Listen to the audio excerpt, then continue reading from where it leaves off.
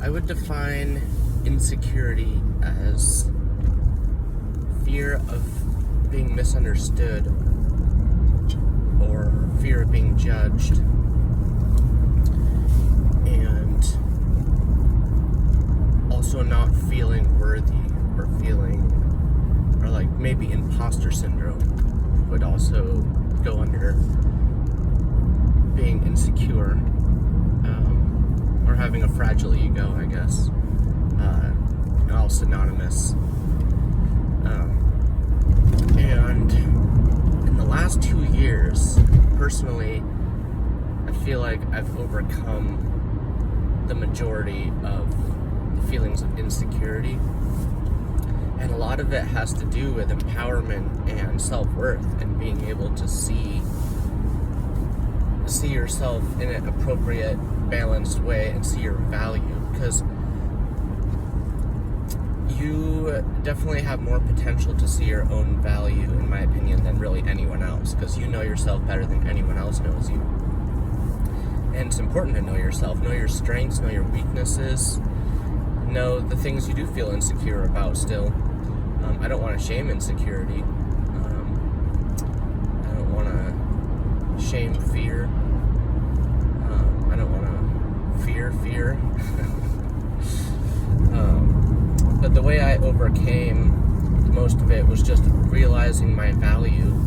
And if other people are not able to appreciate that or treat me as someone would be feared to be treated, or not want to be treated as someone who's insecure, it still doesn't feel good to have someone misunderstand me or not appreciate me or judge me. You know, that still doesn't feel good, but it doesn't daunt me or make me feel like less than I am. In fact, if anything, I pity the person thinking that for how limited they are and how lacking in perception of being able to see my value. A lot of it's just taste, though, probably. Like people that don't care for my music, it's just not their thing. Like maybe they're into EDM or something, or something with a lot of rhythm and stuff like that. I get it. I don't even want to listen to my own stuff all the time. That's why it's so nice to have such a variety of genres and styles and all kinds of mixtures of things that can't even be defined as some label. And that's another thing people often feel insecure about, is they don't want to be labeled as something. But labels in general are quite reductionist, and it's like trying to just see, it's like reduce a person down to some, it's like description of, it's like a certain niche or something. Gosh, I'm trying to think of one. Like the alpha male, or what's the other one? It's like there's the alpha and then there's the beta or something. I don't know. I haven't looked into it. I've just heard these terms. Or sigma. I heard that one too. I don't even know what those mean. But to me, it's I don't really care either, because it's just kind of dumb. It's okay, you can put me in one of those groups, but it's that's a lower level of intelligence than seeing the specific qualities of an individual and what makes them distinct from everyone else, instead of just trying to be oh, you're just a deadhead, or, well, that's not a bad one. As a deadhead, I that's a compliment. I'm not thinking of any more negative ones as much, but there's so many negative ones. They're mostly negative ones, I feel as far as labels. And there's a certain kind of label that's like that. That's usually passed about in memes, and I just feel like I need a yawn because I have this ear infection. I'm not sure if it's an ear infection. Just some inflammation in my ear, which is quite rare for me because I usually don't have ear problems. But yeah, all those labels and stuff, and insecurity, I mean, it's easy to overcorrect and then be like,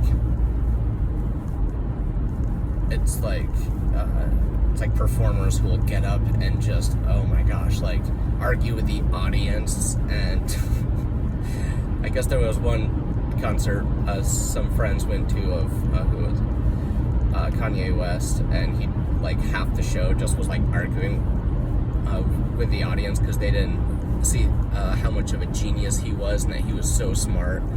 And like I mean, I don't know if that's just ego tripping or if it's, you know, seated in insecurity. Who knows? I mean, the guy's clearly a success, so it's like maybe it was just a respect thing, or he didn't feel respected. I don't know, but it's like, that's a shitty place to be. And he was getting booed, I guess, and oh man. But it's easy to like overcorrect, I guess, if for someone that's susceptible to ego tripping, they just get like mad at everyone. And like, I mean, I've like had moments of feeling that where I'm like, I just don't feel seen, and that doesn't feel good. Like, you want to, like, that's why close friends are so important, because you need some people in your life who truly see you for your potential and your worth. And really good friends like that will even in some ways see you better than you see yourself, maybe, or even value you in ways that you don't value yourself as much. And that's what makes those friendships so important. But yeah, insecurity is quite prevalent in our society, and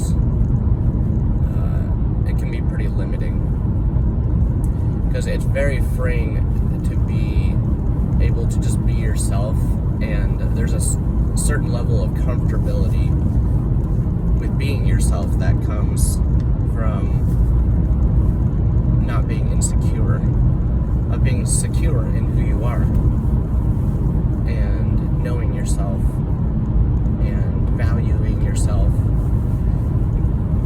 And, you know, life is all about balance. You want to not be overly filled with ego, but also not like abasing yourself and diminishing yourself. And I mean,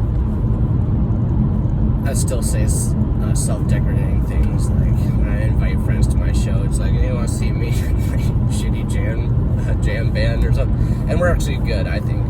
But it's easy in a world where there's only a certain percentage of people that might appreciate the medium of art that you do.